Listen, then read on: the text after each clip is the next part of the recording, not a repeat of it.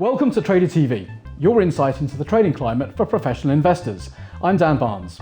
Whichever asset you invest in, understanding how trading impacts the return on a strategy is invaluable.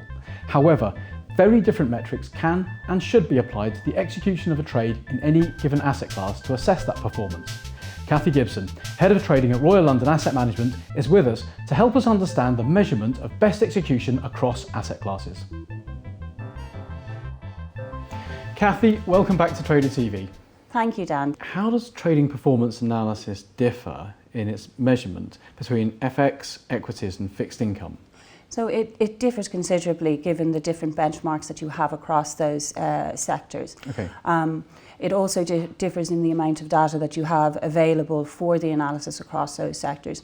And within that, it differs depending on the type of trading strategy that you're implementing. For example, passive would be very different to an active strategy.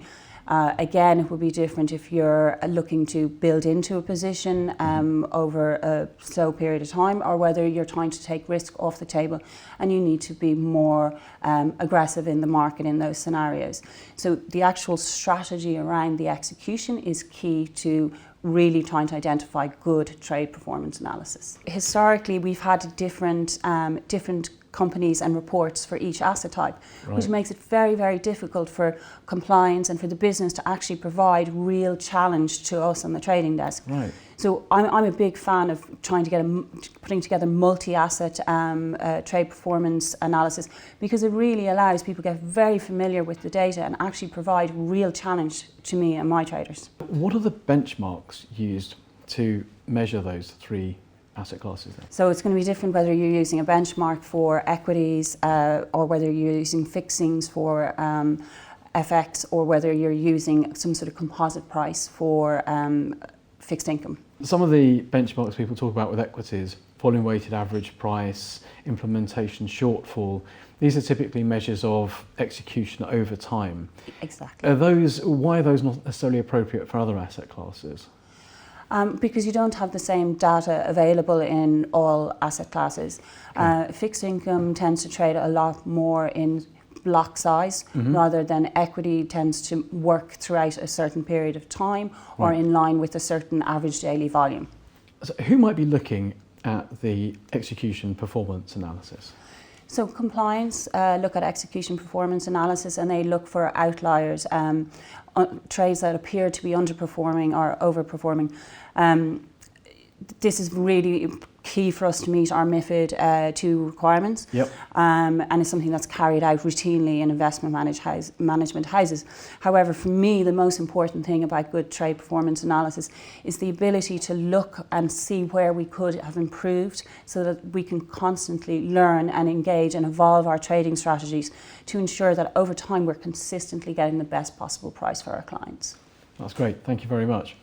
And you mentioned that there can be gaps in data. Where are those gaps in data to support analysis? So the most obvious place is in the fixed income market, where it's still an OTC market. There's still very little transparency. Even post MiFID II, the transparency in corporate bonds, for example, and that is not improved, has not improved at all.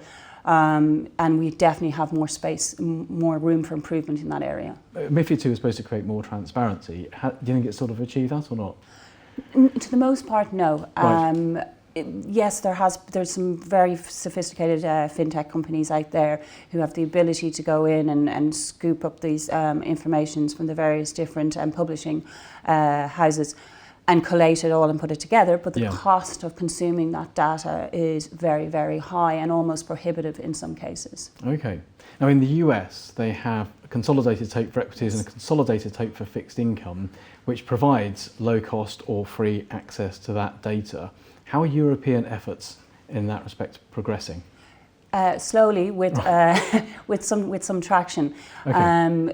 There has been a recent Commission ESMA paper where they've sought opinions on the creation of a consolidated tape in the equity space. Is there any reason they can't run the development of an equity tape and the development of a fixed income tape simultaneously? No, I think they can definitely run it simultaneously. The sooner the better, and I think while equity is going to be an easier solve, fixed income is going to add the bigger improvement in transparency in the market. Not only will it increase transparency, which is what the regulator wants, it also helps, if you look at the effect of the tape in Trace, it's helped ease bond movement prices. So in Europe you see gappy prices because there's no transparency. So bonds move more aggressively than they do in the US. Presumably, if one smooths a price, that could potentially affect investment performance and therefore actually help investors in terms of their returns. Absolutely. It'll help investors in terms of their returns, and particularly for small retail clients or personal investors, it will allow them greater transparency on pricing and visibility, which is something that I think all market participants should be keen to see. Kathy, thank you very much. Thank you, Dan. I'd like to thank Kathy Gibson of Royal London Asset Management, and of course you for watching. To catch our monthly reports on other markets or to subscribe to our newsletter, go to tradertv.net and etftv.net.